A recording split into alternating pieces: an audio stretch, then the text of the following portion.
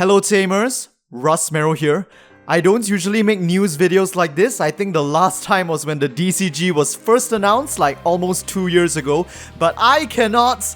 After today's reveals, the hype is too real. I simply cannot contain this feeling to talk about and share this news with all of you. Today, we got our first reveals for BT10 Cross Encounter, including the Digicross mechanic and how it will actually be implemented in the Digimon card game. Let me not waste your time with any small talk, let's get right into it and talk about Digicross.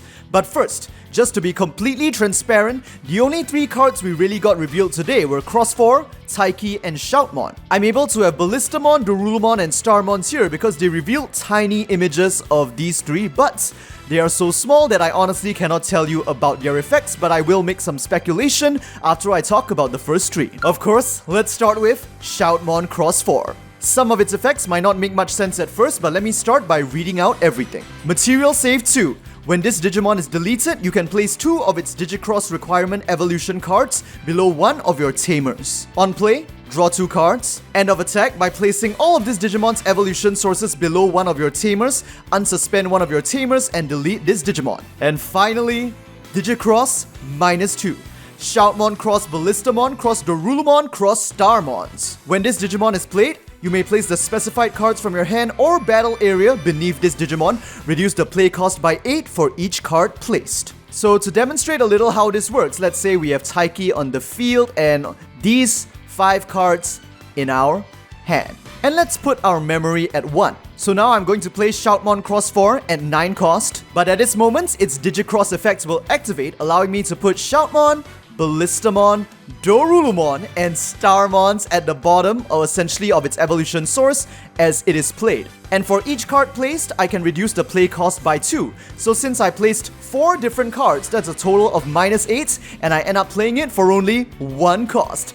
Digicross! Of course, you are only allowed to cross up to 1 copy of each of the specified cards. You can't put 4 Shoutmons and get the -8 there. They must all be different. And of course, you are able to do this even if you do not have all 4 cards. So let's say in my hand right now, I only have these 3, right? I can still choose to put Ballista, Dorulu, and Starmons beneath, and I'll get -6, and I can play him for 3 cost. Still relatively cheap. Likewise, I can cross with just Dorulu and Ballista for -4, and also even just put Ballista himself at the bottom for -2, playing him for 7 cost. Next on play, I am allowed to draw 2 cards. Now let's talk about his first effect, Material Save.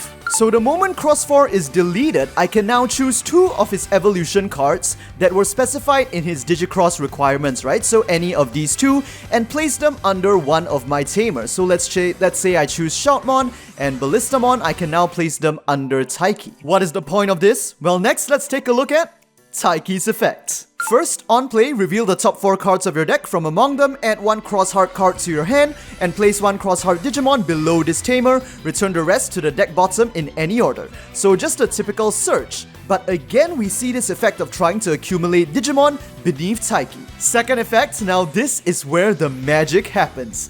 During your turn, when you play a Digimon with Digicross requirements, you may suspend this Tamer to use the cards beneath it as Digicross material as well. So let's say my Cross4 was deleted in a security battle and I now want to play another Cross4 from my hand. However, it is the only remaining card I have left. But I choose to play it, and then, activating Taiki's effect, he can be suspended, and now all of the Digimon at the bottom of him, if they are applicable, can be used as Digicross materials for the Digimon I've just played.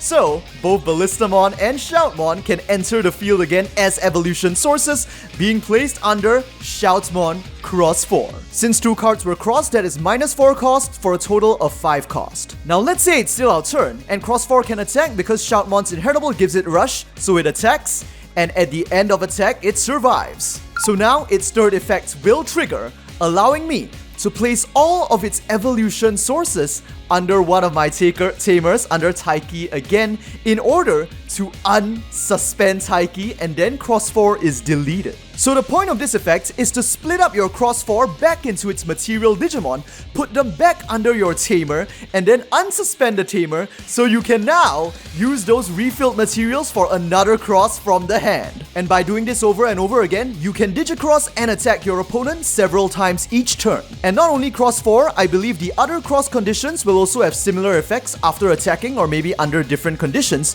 to send all of your evolution cards under your tamer and then delete the card itself and unsuspend your tamer for another cross. So this is essentially how the Digicross mechanic will work in the Digimon card game and how it interacts with the tamers, at least for Cross Hearts. This could be different for the other nations. Now let's take a look at the new Shoutmon himself. First, he has a special evolution condition, allowing him to evolve on top of any level 2 Cross Heart type Digimon for 0 cost. Just by looking at Ballistamon, Dorulumon and Starmons, we can infer that the Cross Heart deck will be multicolor, so I expect that quite a lot of the cards will have this similar kind of condition, allowing them to evolve from any Digimon of the previous level, so long as it is Cross Hearts, so they don't have to all have the same color. In fact, if you zoom into Ballista, Dorulu and Starmons, you can actually make out text that looks like a special evolution condition, so I believe they all have this same text as well for the previous level. Next, on play, reveal the top 3 cards of your deck, add 1 Cross Heart Digimon and 1 Cross Heart Tamer from among them to your hand,